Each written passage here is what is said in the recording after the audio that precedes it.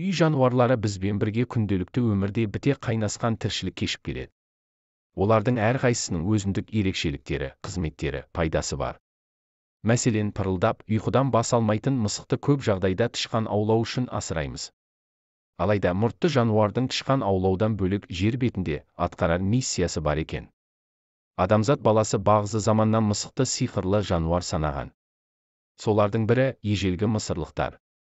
Олар мысықты фәни мен бақиды жалғастырушы деп есептеген. Ең қызығы, египеттіктер мысықты бальзамдап, саркофагтарда жерлеген. Сол замандағы бақсы тәуіптер мысықтың көзі басқа әлемнің көрінісі, өзге дүниеге апаратын жол деп бағалаған деседі.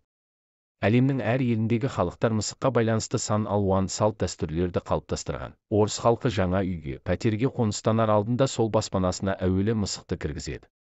Мұндағы наным сенім, мысық үйді тылсым күштерден тазартады. Ал қазақ ұлты мысыққа іші онша жыли қоймаған халық. Себебі қазекемдер оны пейілі таза емес, жын шайтанның серігі деп түсінген. Оның үстіне мысықты қинап жатқан балаларға қарияларымыз қараң қалғырдың қарғысына қаласың, тиіспе деп безек қағушы еді. Бүгінде қара мысық жолыңды кесіп өтсе жолың болмайды деген сөзге де иланушы біз. Бекер-ақ. Себебі мысық біз ойлағаннан ақылдырақ. Кесірлі емес қасиетті. Кейбір халықтардың ескі аңыздарында мысықтың үйдегі тылсым күштермен, үй иесімен сөйлесетіні айтылған. Иә, қазірде көп адам, олардың ішінде тылсым дүние сырларын зерттеушілер, мысық адам көзіне көрінбейтін тылсым дүниені көре алады, онымен байланыста болады деп ой қорытады. Олардың дәлелдеуінше, мысықтар біздің өмір сүріп отырған әлемімізді жұлдызды әлеммен жалғастырып, адамдарды тылсым күштерден қорғай алатын қасиетке ие. Мысықтың алдыңды кесіп өтуі саған кесірін тигізейін дегеннен емес, керісінше, сені төніп тұрған қауіп-қатерден сақтандырып, сездіргені, осылайша өзіңді қорғауға тырысқаны.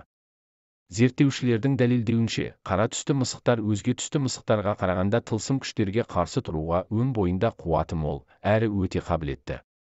Сондықтан да бірқатар экстрасенстер үйлерінде тек қара мысықтарды ұстайды. Демек, қара мысықтар теріс энергияны жұтып алатын қасиетке ие. Кейде мысық өзінің сиқырлы қызметін қажет ететін үйді өзі іздеп тауып алады деген сөз бар. Ендеше есігіңіздің алдына келіп тұрған мысықты қуа көрмеңіз.